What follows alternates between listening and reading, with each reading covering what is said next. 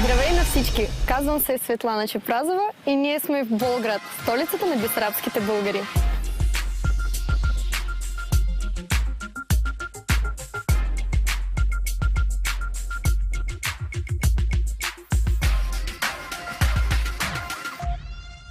Аз съм бесарабска българка от Украина, от Болградски район, Одеска област.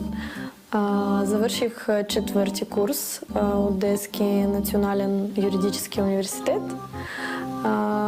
и се занимавам малко с музика, по принцип пея.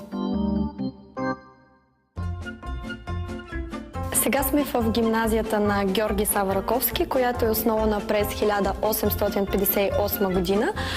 Тя е основана от Никола Багариди и при съдействие на Георги Сава Раковски. Болградската гимназия предимно учат български език и готвят абитуриенти за българските университети.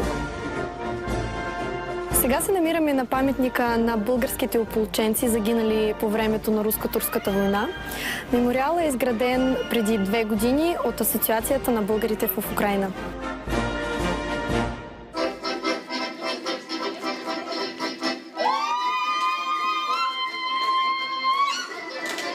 Сега сме на село Чишия, Болградски район, Одеска област.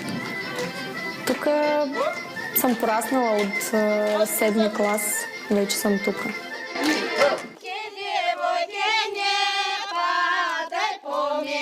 Стари хора, млади хора се събират жени, предимно се закичват с цветя, ходят по улиците и пеят песни за Великден. Така прави се всяка една улица. Ако се срещат на кръстовище някъде, почват да танцуват хора.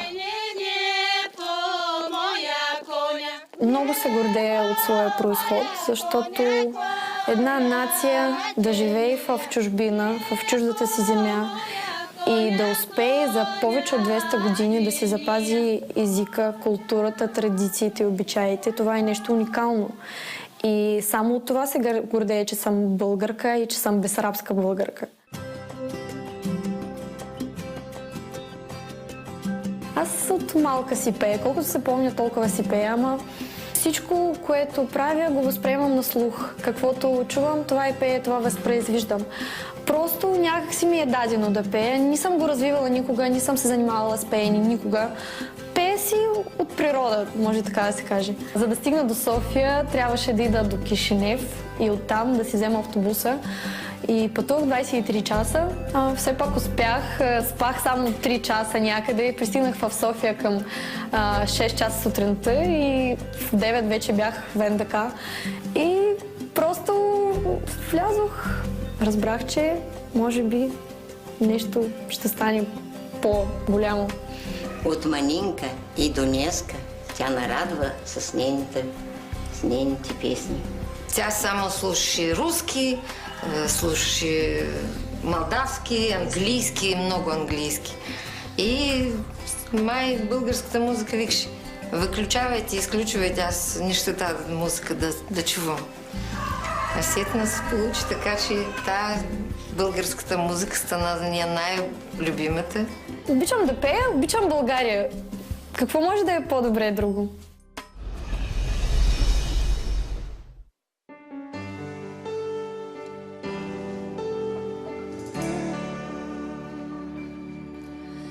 Кажи ми, облаче ли бяло, отидеш, где си ми летяло, не видя ли бащини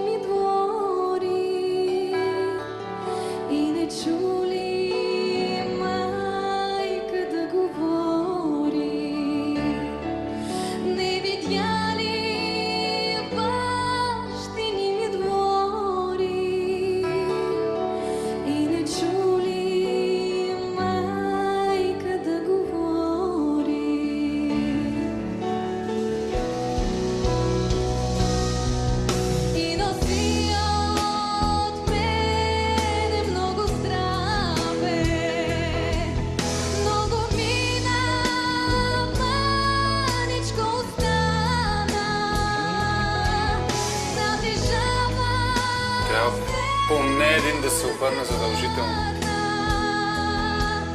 Да се върна, майката прекарна.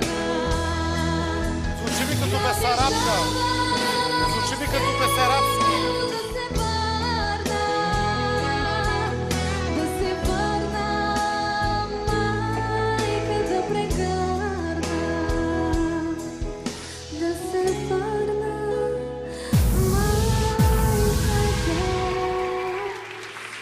Миро и Наско буквално в последния момент. Имаше напрежение. Много, много. Аз не вярвах, че никой не се обръща Аз цялото бях време. уверена, че никой не ми се обръща. Аз не уже не вярвам.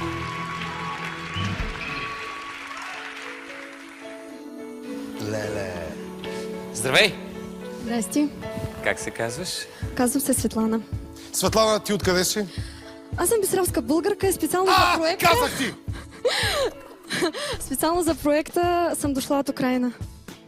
Здрасти! Здрасти. Бил съм в Бесарабия, т.е.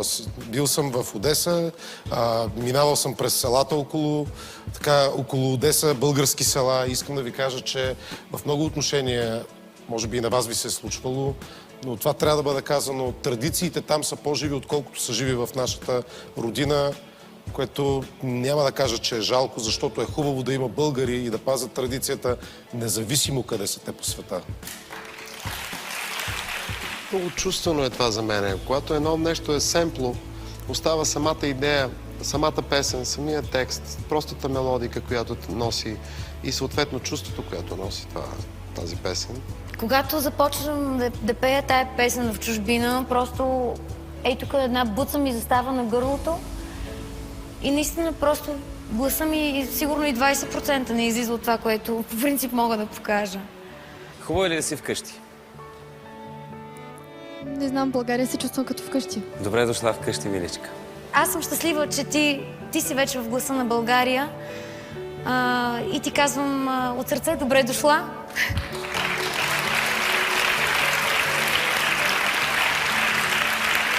Трябва да направя избор.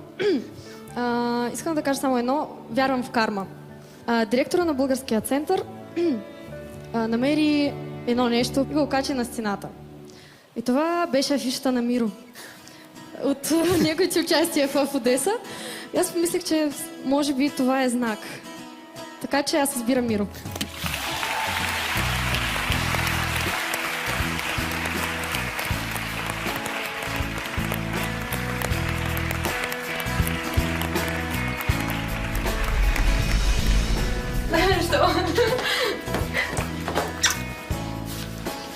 Мечта была. Да, наверное.